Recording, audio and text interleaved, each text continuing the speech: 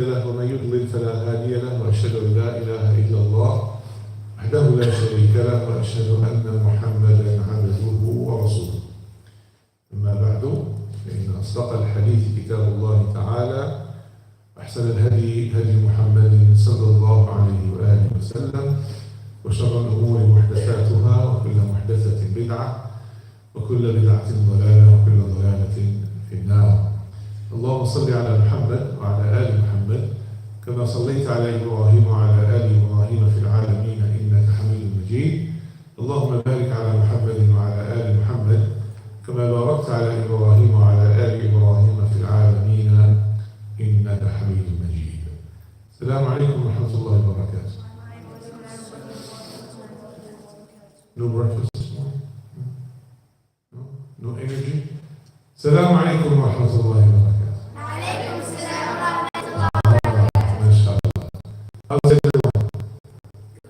Guys have a vacation? You drive your parents crazy in those vacations? Huh? Do you do what you do best? Drive other people crazy? No? You guys behaved? I find that hard to believe. But anyway, I'll take your word for it.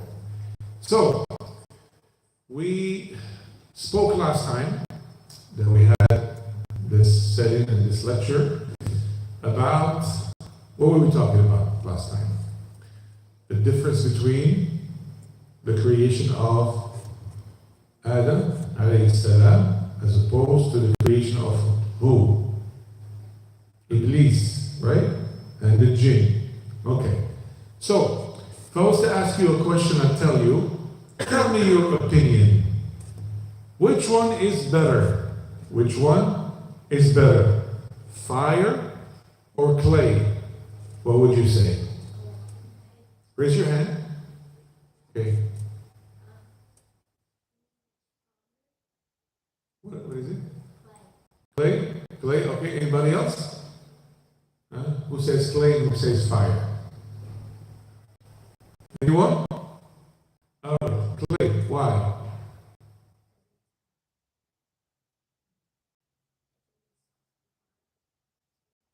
Soft and hard? Okay. What else? Good. He remembered. MashaAllah. It could be shaped into different things. Okay. Anybody else want to participate? Or the rest of you haven't arrived yet? What about you, gentlemen? The two brothers. What do you think? Clay. What about you? Clay. MashaAllah. Okay. So Allah subhanahu wa ta'ala compared the two for us in the Quran. Who is memorizing Surah Al-Rahman? Anyone? Surah Al-Rahman? Anybody? Not yet. Inshallah, hopefully soon. Allah said, خلق الإنسان من صلصال كالفخار وخلق الجان من مارج من نار. He created man from clay like pottery. We spoke about this before, right? And he created jinn from a smokeless flame of fire. Have you ever seen a fire without smoke? Have you? No? Okay.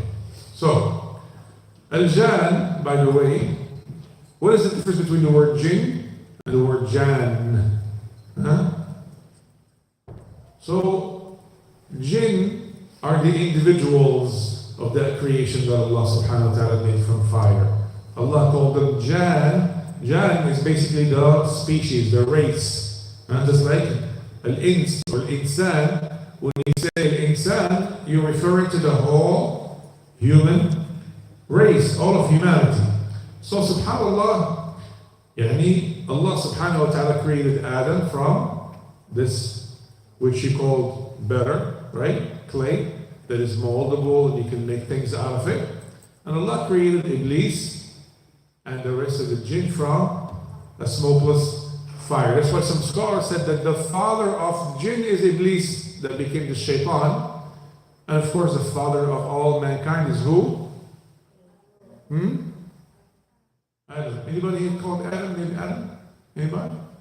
You, that's why you know it. And you, okay, good. So, This shows that, subhanAllah, and the ayah also shows, according to the ayah that I said, which one was created first? Jinn or mankind? Yes.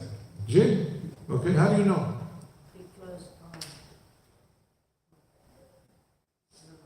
Because, huh? Yes.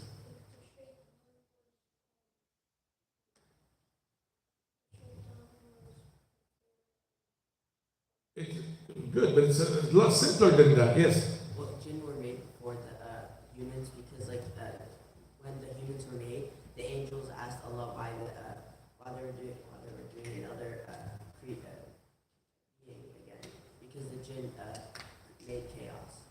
Very good. So this is a good one. He knows that the angels were asking Allah, why would you create this new creation? Because they've seen jinn create chaos and mischief. And also because, very good, also because of the ayah Allah mentioned, subhanallah, yani, in the Quran, يعني in Surah Al-Hajj, وَالْجَانَّ خَلَقْنَاهُ مِنْ قَبْلُ مِنْ نَارِ السَّمُومِ. Jinn we created before from scorching fire. So that the statement in the Quran shows clearly that the jinn were created before, subhanAllah. And of course, each one of them was created from a different element, and each one is completely different from the other. Al-ins, or insan, also comes from anasa, which is to what? What is anasa? It's to appear to people, to be present, and to be people are able to see you. That's what we call ins, because we are visible. We can see each other. Other creations can see us. But one of the reasons that jinn have their name is what? It's because, can you see them? You can't see them. So this is why this Jim Noon in the Arabic language is root letters. They signify that which cannot be seen. That's why, what is one of the names, what is the name of paradise? Jannah has Jim Noon. Why is it called Jannah? Because of all the trees and everything, you can't see what's inside of it. Right? That's why a nice garden can also be called a Jannah. Because the trees and all that, you can't see what's inside. Right? Jinn, we cannot see them. What do you call the fetus, the unborn baby, in Arabic? Anyone? Al-Janeen. Jim Noon as well. Why? Because you can't see him. You see? What do you call someone who's crazy? Lost his mind in Arabic? Majnoon. Why? See, Jim Noon. Why? Why is he Majnoon? Because he can't see him? Because his intellect, his mind is gone, is invisible.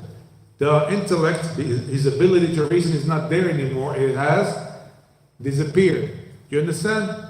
This is the beauty of the Arab. This is why your parents want you to learn Arabic, because the beauty of it is these root letters, and you can see a lot of derivatives from them that teach you a lot of things that normally you would not know if you just translate from Arabic to English, subhanAllah. So, and Allah mentioned marriage. He created the jinn from marriage maker. And the word marriage means a flame mixed and moving within itself. Mixed and moving within itself, which makes it pure, intense, and without smoke, subhanAllah.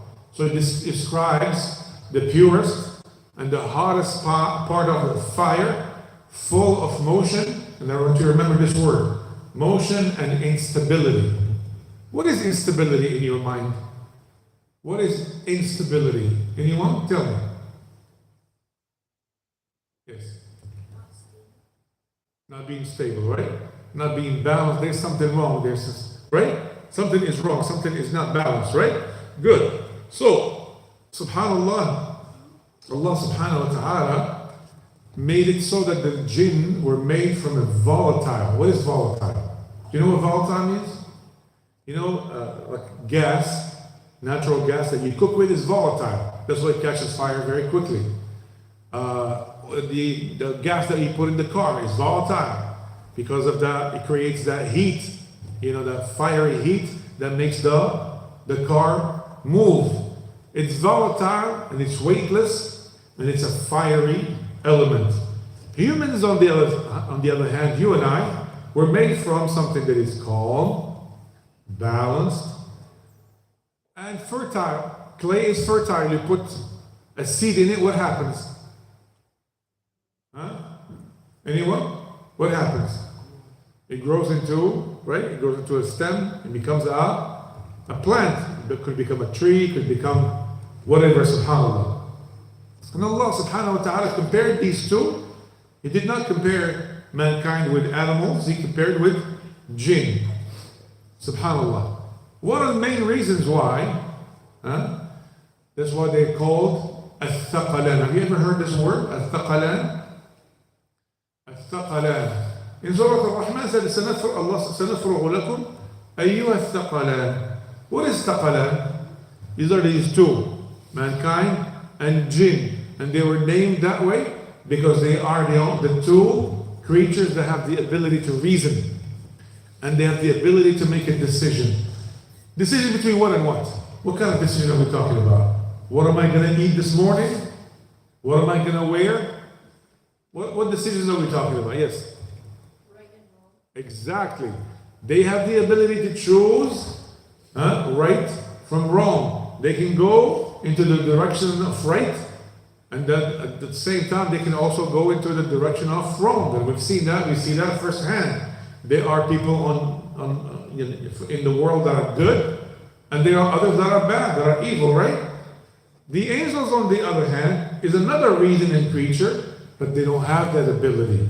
Allah did not give them that possibility that they can go astray or go into the direction of wrong. Therefore they do all the good things. So subhanAllah, the purpose here in Surah Al-Rahman and Allah subhanahu wa ta'ala comparing the two is not just to list the names of creation, but to remind us of those two beings that will be held accountable. Do you know what that means, being held accountable? What does it mean to you when I say held accountable? Yes? Like, do something and like taking responsibility. The closest example we can give is someone who was a thief, for example. May Allah protect us. Say Ameen. And he stole something. He gets arrested. He is held accountable for his bad deed, for his action, right? So he ends up going to jail, whatever. May Allah protect all of us, right? That's being held accountable. Same thing. We are held accountable for our deeds with Allah subhanahu wa ta'ala on the day of judgment. So these two creations were compared because both of them will be held accountable for their deeds on the day of judgment. Held accountable here when it comes to the hereafter, meaning that if it's good, then you'll be rewarded. And if it's bad, then the person will be, or the individual will be punished. So basically, we were put on this earth to be tested because we will be held accountable. Which means what? Are we allowed to do whatever we want, whenever we want, the way that we want? Are we? Are we? No, we're not. Because we will be held accountable, right? That's why, subhanAllah, the best society in the history of mankind, which society was this one? Which society am I talking about? The society of the Prophet and the Sahaba. Because they were holding themselves accountable. They did not need anyone to watch over them, to police them. They were holding their own selves accountable. And you know what? A true Muslim, if you are a true Muslim, that's what you should be doing. You don't need to wait for your parents to see you doing something wrong, to say, hey, what you're doing is wrong, or to have to punish you, or to ground you. No. To be a good Muslim, you have to hold your own self accountable. Meaning that if you fall and do something wrong, what are you supposed to do? With yourself, you say, hey, Tell yourself this is wrong. You're not supposed to do it. And to stop right away. Not be from those that you do something wrong and then your parents call you on it and say, hey, did you do this? What do? You make it even worse for yourself. You deny and you lie. You do something bad and you cover it with a lie. It becomes a double whammy. It becomes doing something wrong and covering it up with a lie. SubhanAllah. As a Muslim, to be a good Muslim, you have to keep yourself accountable. And of course, like I said earlier, animals are not mentioned. Are the animals going to be held accountable on the Day of Judgment? Show of hands. Animals, they kill other animals, right? You've seen lions killing, impalas and all of that. You've seen, animals prey on each other. Are they going to be held accountable on the Day of Judgment? Anyone? Anyone says yes? Well, what say you, my friend? Yes? You? Yes, yeah. Are they going to be? Yes. What did you say? Yes or no? Yes or yes?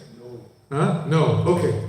So, subhanAllah, Allah subhanahu wa ta'ala did not speak about them because they will live their lives, and the animals, we don't see it, but they do pray and they do praise Allah subhanahu wa ta'ala. And they do the tasbih of Allah in their own way. Because Allah said, وَإِن مِّن شَيْءٍ إِلَّا يُسَبِّحُ بِحَمْدِ. There's not a thing in the universe except that it praises Allah subhanahu wa ta'ala. But you, mankind, don't understand their way of praising Allah. Yes? Because it was like their natural way of instinct to kill other. Exactly. That's what whatever instinct Allah put in them, that's how they function. That does not make them wrongdoers or oppressors. It's just the way Allah subhanahu wa ta'ala created them, and the instinct, the natural disposition He put in them, that's what they act upon. But Allah subhanahu wa ta'ala will hold accountable mankind and jinn. So we said that Allah created you and I, all of us, mankind, from clay. And we said it is stable, it is balanced, it is reflective, etc. Jinn, on the other hand, were created from what? Fire, which is volatile, it's swift, it's unseen, and all of that. So, this is to remind both species of their origin and their duty towards their Creator. What is our duty towards our Creator? So I was to ask you, what were you created for? You and you and you. Why are you on this earth? What is the purpose of your creation? Yes? To submit to Allah. To submit to Allah. Very good. You boxed all of it in a few words. Excellent. The professional soccer player. What do you say? What's the purpose of our creation? What's the purpose of recreation? To play soccer? To be tested. Okay. So Allah subhanahu wa ta'ala put us on this earth for one purpose: to worship Him and to submit to Him. Everything else that He gave us, this does not mean, for some of you that rolled their eyes, it does not mean that you spend all of your time in worship. You spend all of your time in salah. No. But subhanAllah, if you understand the concept, if you understand this concept, what you were created for, and you have the right intention, then you will be in the worship of Allah the whole time. When you're in school, when you're eating, when you're sleeping, because you know what's your duty. You know that you were created to worship Allah. You know that you were created to submit to Allah subhanahu wa ta'ala. So Allah subhanahu wa ta'ala shows us His favor by giving us the original matters that He created us from. What is that favor? SubhanAllah, the fact that He made you, He put it in your nature like the nature of clay, that you are more calm, that you have the ability to absorb and to, SubhanAllah, accept the message of Allah when you receive it. The jinn were created differently. And also to refute. Do you guys understand the word refute? Anybody? Can you explain it to them? The word refute? Would be like the opposite. Yeah, to refute is to say something is wrong. To say about something, this, I refute this, that this statement that you made, that means I say that it's wrong. And I'm going to give you the proof that it's something wrong. To refute, or a behavior, to refute the arrogance of the jinn, especially Iblis, who claimed superiority because of the fiery nature of his creation. What am I talking about here? SubhanAllah. So Allah subhanahu wa ta'ala, he mentioned both elements, not only to inform us, but to evaluate the difference between the two. And subhanAllah, I started with a question. Which one is better? You guys remember? Fire or clay? Why did I start with that question? Because the whole issue that started, the issue that was at the center, at the origin of all of our troubles until today, okay, is in this difference between these two matters. How? When Allah subhanahu wa ta'ala created Adam and he blew his soul in him and he became functional, what is the next step? Allah asked something.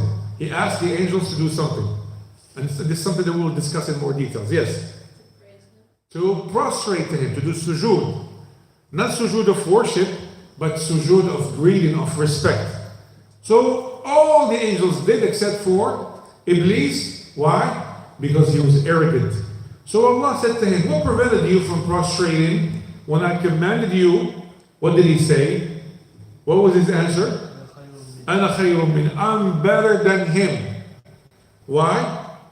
This is his argument. You created me from fire and you made him out of clay. So to him, fire is better than clay. Why? How? What is his proof? He has none. So basically this is from ignorance. And I want you to remember this, and inshallah we'll close with this. I want you to remember that there are two traits of characters that are always together.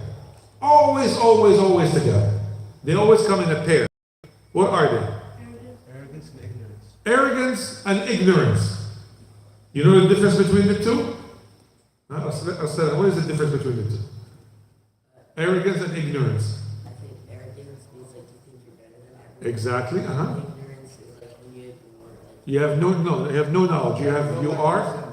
Huh? Like you have no sin. That's No. Well, yeah, ignorant is you don't have any knowledge. You don't know what you're talking about. So when these two, if you see someone that is arrogant and acts like he's better than you, know for a fact that he is ignorant. He knows nothing.